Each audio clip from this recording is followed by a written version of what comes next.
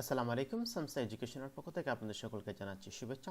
প্রিয় দর্শক, আমরা আমাদের এই কোর্স হচ্ছে অরাকল 11G ডিবিএ কোর্স এবং সাথে রয়েছে আমি সাইদুর। প্রিয় দর্শক, আপনাদের এই ভিডিওটি দেখার পর যদি কোনো প্রশ্ন থেকে থাকে আপনারা আমাকে ইমেল করতে পারেন। আমার ইমেল অ্যাড্রেস হচ্ছে samsaeducation@gmail.com। আমি আপনাদেরকে আনসার দেওয়ার জন্য যথাসম্ভব চেষ্টা করব। প্রিয় দর্শক, আমরা এই ভিডিওতে আমি আলোচনা করার চেষ্টা করব টেবিল স্পেস ইউটিলাইজেশন নিয়ে। যদি আপনাদের কিছু সিনারিও আমি সেখানে দেই তাহলে আপনাদের বুঝতে সুবিধা হবে কেন table space utilization is very important. ধরুন আপনি একটা অর্গানাইজেশনে কাজ করেন যে ডিবিএ ডাটাবেজ অ্যাডমিনিস্ট্রেটর হিসাবে। এখন ধরুন আপনার আরও একটা ডিপার্টমেন্ট, সেটা হচ্ছে টেস্ট ডিপার্টমেন্ট অথবা ডেভ ডিপার্টমেন্ট। হ্যাঁ, তারা আপনাকে বলল, হেই ফ্রেন্ডস, দ্যাট আমরা একটা বিগ অ্যামাউন্ট অফ ডেটা আমরা আপলোড করবো এই টেবিল স্পেসে বা এই ডেটাবেসে। আমাদের একটু বলো যে সেখানে কতটুকু স্পেস আছে বা কতটুকু স্পেস ইউজ হয়েছে অলরেডি। তখন এই ডাটাবেস ইউটিলাইজেশনটা আপনাকে অ্যাপ্লাই করতে হবে, অর্থাৎ আপনাকে বের করতে হবে যে আপনার এই টেবিল স্পেসের মধ্যে কতটুকু জায়গা, কতটুকু স্পেস সেখানে আছে এবং কতটুকু স্পেস সেখানে ইউজ হয়েছে।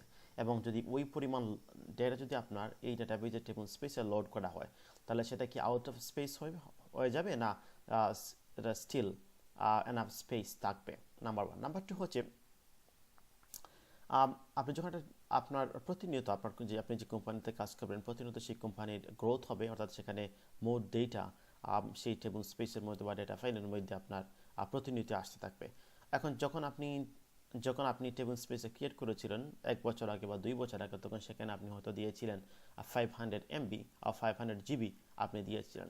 কিন্তু এই 2 বছরে আপনার কোম্পানির গ্রোথ অনেক বেশি হয়ে গেছে এবং সেখানে অনেকগুলো ডেটা এন্টার্ড হয়েছে। এখন আপনাকে অ্যাজ এ ডিবিএ আপনাকে সবসময় খেয়াল রাখতে হবে যে আপনার টেবিল স্পেসে কতটুকু স্পেস আছে এবং কতটুকু স্পেস ইউজ হয়েছে। হ্যাঁ, আপনার টেবিল স্পেস যদি এনাফ সাফিসিয়েন্ট স্পেস না থাকে, তখন আপনার ডেটাবেজের পারফরমেন্সটা একটা বিরাট এফেক্ট পড়বে। এবং যখন পারফরমেন্সের এফেক্ট পড়বে, তখন আপনার কোম্পানির, আপনার অর্গানাইজেশনের ফাইন্যান্সিয়াল লস হবে। সো এই জন্য যে টেবিল স্পেস ইউটিলাইজেশনটা আপনাকে খুব প্রতিদিনই ডেইলি টাস্কের মতো আপনাকে খুব ভালোভাবে সেটা মনিটর করতে হবে অ্যাজ এ ডিবিএ অ্যাডমিনিস্ট্রেটর হিসেবে।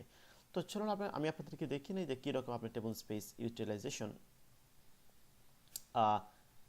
কীরকম করবেন। আমার কাছে একটা কোয়ারি, একটা সিনটেক্স, এটা কোড অলরেডি করা আছে, আমি সেটা আপনাদেরকে দেখিয়ে দিচ্ছি।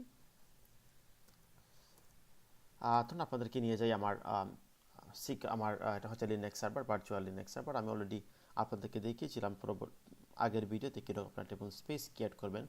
তাহলে সেখানে আমরা ক্লিয়ার হয়ে নেই, এক্সিট করলাম। আমি প্রথমে এখানে আমি জাস্ট লগ ইন করছি যাতে আপনাদের বুঝতে সুবিধা হয়।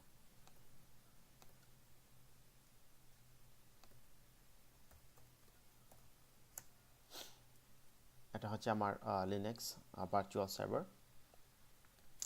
তাহলে আমি আমার লিনাক্স ভার্চুয়াল সার্ভারের মধ্যে আমি এই মুহূর্তে আছি, আমি দেখে নিচ্ছি কোথায় এই মুহূর্তে আমি আছি। এই মুহূর্তে হোম এবং অরাকলের মধ্যে আমি আছি। হ্যাঁ, এখন আমাকে সিকিউএল সার্ভারে কানেক্ট করতে হবে। তার জন্য আপনাকে টাইপ করতে হবে সিকিউএল প্লাস ড্যাশ এসএ সিএসটিবি। তারা সাকসেসফুলি আমি আমার অরাকল ডাটাবেস 11G এন্টারপ্রাইজ এডিশনে আমি কানেক্ট করতে পেরেছি।